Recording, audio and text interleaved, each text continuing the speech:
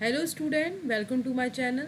और आज हम बात करेंगे IT syllabus 402 code 2023 to 24 session.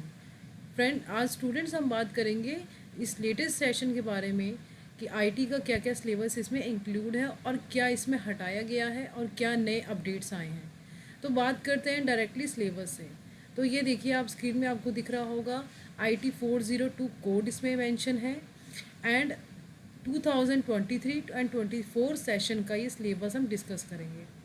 तो जैसे ही आपने 9th क्लास में भी पढ़ा होगा, जो आपका सिलेबस होता है वो दो पार्ट में डिवाइड होता है। सबसे पहले दो पार्ट्स की बात करते हैं, part A and part B.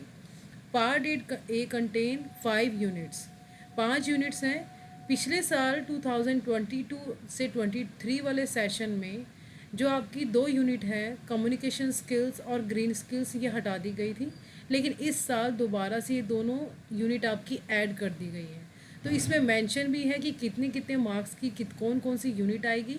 तो हम बात कर लेते हैं फर्स्ट यूनिट की, unit communication skill second. 9th में आपने पढ़ा होगा कम्युनिकेशन स्किल फर्स्ट। तो ये जो यूनिट है ये आपकी आएगी 2 मार्क्स की। उसके बाद नेक्स्ट यूनिट है आपकी सेल्फ मैनेजमेंट स्किल्स सेकंड, ये आएगी 3 मार्क्स की। Then ICT skills 1 marks, entrepreneur skills second 3 marks and green skills 1 marks. यानी जो आपका पार्ट ए है उसमें 5 यूनिट्स हैं और उसमें से सिर्फ 10 नंबर का आपका एग्ज़ाम में आता है। अब बात कर लेते हैं पार्ट बी की, जिसे हम सब्जेक्ट स्पेसिफिक स्किल कहते हैं, जिसमें 4 यूनिट्स हैं और digital documentation, electronic spreadsheet, database management system, ये तीनों यूनिट आप ऑलरेडी 9th में पढ़ चुके हैं। जो आप बेसिक लेवल पे आपने पढ़ा था, अब आप उसे एडवांस लेवल पे पढ़ेंगे। इनके मार्क्स भी मेंशन है। फर्स्ट यूनिट आपकी 8 मार्क्स की है, second unit have 10 marks and the database management system contains 12 marks. तो इस तरीके से लास्ट यूनिट है वेब एप्लीकेशन एंड सिक्योरिटी, वो आपकी 10 मार्क्स की आएगी। तो यानी आपका पार्ट भी है 40 मार्क्स का, पार्ट ए है 10 मार्क्स का। तो इस तरीके से आपको पूरा प्रिपेयर करना है। अब प्रैक्टिकल वर्क में बात करते हैं, जो पार्ट सी है, जिसमें आपका 5 मार्क्स का आता है एडवांस डॉक्यूमेंटेशन, 5 मार्क्स का आता है एडवांस स्प्रेडशीट एंड 10 मार्क्स का आता है डेटाबेस से, और जो आपका वाइवा होगा वो होगा 10 मार्क्स का। तो इस तरीके से ये जो पार्ट सी है ये 30 मार्क्स का आता है, क्योंकि आपका 50 मार्क्स का प्रैक्टिकल के मार्क्स होते हैं, 50 आपके थ्योरी के जो एग्ज़ाम आते हैं उसके मार्क्स होते हैं। तो ऊपर हमने देख लिया कि पार्ट ए आपका 10 मार्क्स का आता है, पार्ट बी 40 मार्क्स का आएगा और पार्ट सी आपका 30 मार्क्स का। अब बचे आपके 20 marks. 20 marks is divided into 2 parts. First part is project part and the second part is your practical 5 part. Project में जो भी आपका रियल वर्ल्ड केस से रिलेटेड आपको जो स्कूल से प्रोजेक्ट दिया जाएगा, वो आपका उसमें आप अपने स्क्रीनशॉट्स जो भी आउटपुट आएंगे उनके एक प्रोजेक्ट फाइल आप बनाएंगे।